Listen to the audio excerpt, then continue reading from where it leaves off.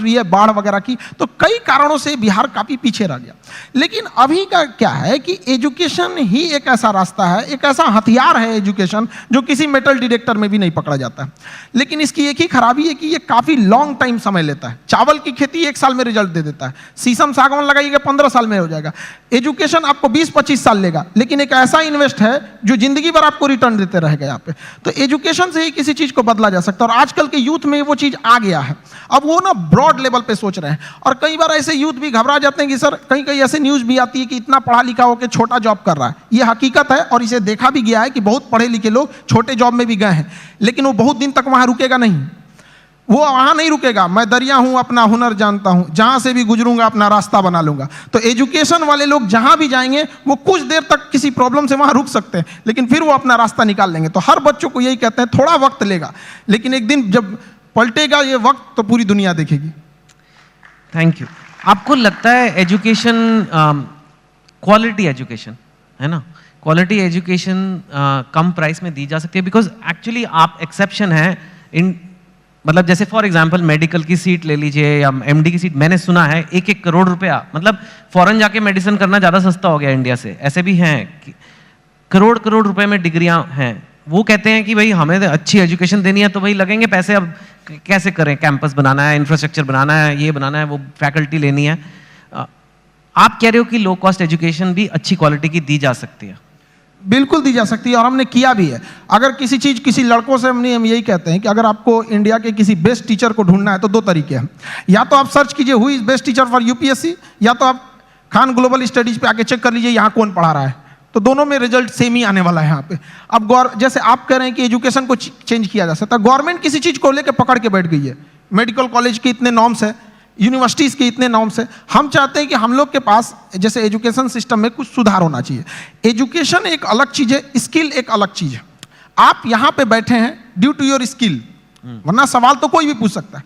तो as it is महत्व देना चाहिए एग्जाम में कि अगर 500 का एग्जाम है किसी एकेडमिक चीज़ों की, तो उसमें 250 एजुकेशन होना चाहिए और 250 उसमें स्किल होना चाहिए। हम लोग किस पे भाग रहे हैं? एजुकेशन पे, स्किल्ड पे नहीं भाग रहे हैं। एजुकेशन, स्किल्ड, एक्सपीरियंस, ये 3 चीज चाहिए सबको सक्सेस होने के लिए। हम लोग को अगर गवर्नमेंट दे दे कि भैया एक यूनिवर्सिटी आप खोलो, हम बताते हैं कि अगर हम लोग को एक परमिशन दे दे तो बाकी यूनिवर्सिटियों को प्रॉब्लम हो जाएगी, लोग उंगली उठाने लगेंगे, देखिए 4 दिन हुआ यूनिवर्सिटी खोले, कैसे होता है चीज। करेक्ट। लेकिन गवर्नमेंट इतने रूल्स बना के रखी है कि जिन्हों चेंज करना है वो आने में इतना पेपर वर्क देख के परेशान हो जाएंगे। आधार कार्ड में नाम सुधरवाने में हालत खराब हो जाता है, यूनिवर्सिटी तो बहुत बड़ी चीज है। That's true.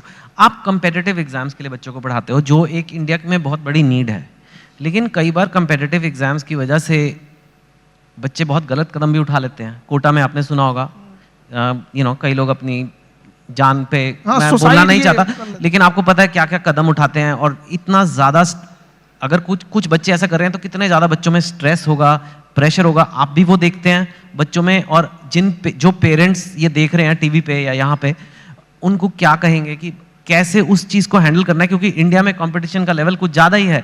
मैंने सुना है कि एक पोस्ट के लिए, एक जॉब के लिए कितने लोग हैं।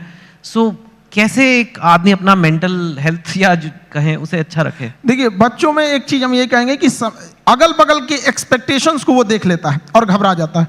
वो अपनी माँ की बातों को सुने।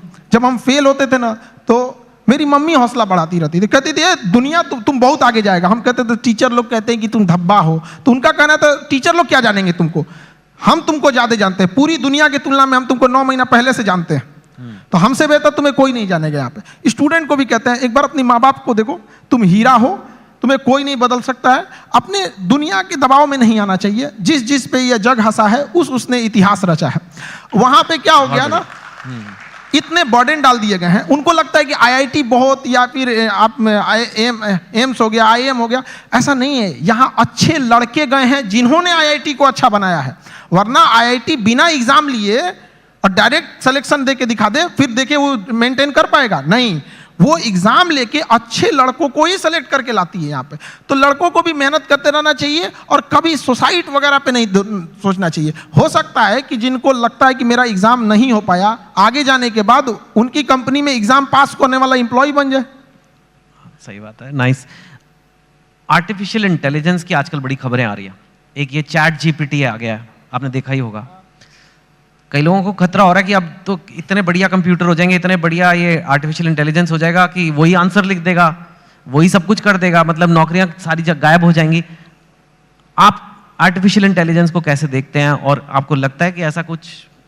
आर्टिफिशियल इंटेलिजेंस ह्यूमन इंटरवेंशन को थोड़ा कम कर देता है, लेकिन ये मिथ है कि आने के बाद काम खत्म कर देगा। इंडिया में जब कंप्यूटर आ रहा था तो लोगों को यही लगा था कि पूरी लोगों का काम खत्म कर देगा। ये उसी का एडवांस वर्जन है। ऐसा नहीं है कि लोगों का काम खत्म, आप उस समय एक नए नीड्स होंगी, नई ज़रूरतें होंगी, उस पर इंसान शिफ्ट हो जाएगा, कभी ये खत्म नहीं होगा। आर्टिफिशियल इंटेलिजेंस का दुरुपयोग बहुत हो सकता है, इससे बचना चाहिए। गवर्नमेंट को आर्टिफिशियल इंटेलिजेंस से मिसयूज को रोकने के लिए एक हार्ड कदम उठाने चाहिए। भारत में आईटी रूल्स उतने मतलब स्ट्रिक्ट नहीं हैं। ज़्यादा वक्त बचा नहीं है, लेकिन आप काम ही करते रहते हो, सारा टाइम काम करते रहते हो। हमको तो बस पढ़ाना रहता है, पढ़ा के हटे, फिर उसके बाद खाली बैठते तो सोचते हैं कि और कौन से टॉपिक पर, इस टॉपिक को हमने इस बैच में ऐसे पढ़ाया, अगली बैच में इसको और अच्छे से कैसे समझा सकते हैं। आप इतने सारे बच्चों का सोचते रहते हो, कभी ये नहीं सोचते आपके अपने बच्चे होंगे? प्यार व्यार हुआ है आपको कभी? दिल, आप इतने एग्जाम्पल देते हो मजनू वाले अपने टॉक्स में, मैंने देखा है मजनू, 400 वोल्ट का झटका, पता नहीं कितना। हाँ, तो आपका कभी दिल, या आप सिंगल हैं, मैरिड हैं, मतलब क्या? क्योंकि ये आता है कई बार, लोग, अब आप इतनी हस्ती बन चुके हो कि लोग ये सब सवाल पूछते हैं सर। नहीं देखिए, ये सब चीज़ हम सिंगल, ये सब लोग तो घर वाले डिसाइड करेंगे, उन लोग का गृह मंत्रालय का ये काम होता है, ये मम्मी पापा का काम है आज चीज़ों को। आजकल के लड़कों को बस ये कहेंगे, ये सब डिस्ट्रैक्शन से उन लोगों को बचना चाहिए यहाँ पर। और रही बात हमारा, तो हमको मेन काम रहता है लड़कों के बारे में ही सोचते रहे, स्टूडेंट को कैसे समझाया जा सकता है। अपने ही पानी में घुल जाना ही बर्फ का मुकद्दर होता है, तो हम लोग बच्चों के लिए और उनकी बेहतर कैसे किया जा सकता है, इसी पे ज़्यादा ध्यान रहता है। फिर भी थोड़ा तो मतलब अपने लिए भी वक्त निकालिए कुछ। You are one of India's most eligible bachelors now, आपको पता है ना ये बात? वक्त मिलेगा तो वक्त निकाल लेंगे। हाँ, तो ठीक है। नहीं, वो तो खैर मस्ती पूछ रहा। और जाते जाते बस यही कि काफ़ी हमारे पास वक्त नहीं उतना, कई बार कंट्रोवर्सीज हुई हैं आपके वीडियोस पे, आपके कंटेंट पे, आपके नाम पे, आपका नाम असली क्या है, कुछ ऐसे ये सब। And I don't want you to answer each of them. आप उनको कैसे देखते हो? हम कंट्रोवर्सी वाले लोग को देखते हैं, बिना मतलब की चीज़ों को इंटरफेयर करने, वो जिस लेवल पे हम लोग बताते हैं उस लेवल पे जाने के बाद किसी को कंट्रोवर्सी करने की जरूरत ही नहीं पड़ेगी। हम लोग टीचर हैं, हम लोग बीच का रास्ता नहीं, जो सही है उसको सही बोलेंगे, गलत है उसको गलत बोलेंगे। अगर कोई गलत है तो उसको पूरा बता देंगे कि देखो ये चीज़ें गलत है, और सही है तो उसको पूरा बताएंगे कि ये सही है। अब इंसान वन साइडेड होता है, वो सोचता है कि हम भी उधर ही साइड में चले जाए, ऐसा नहीं हो सकता है।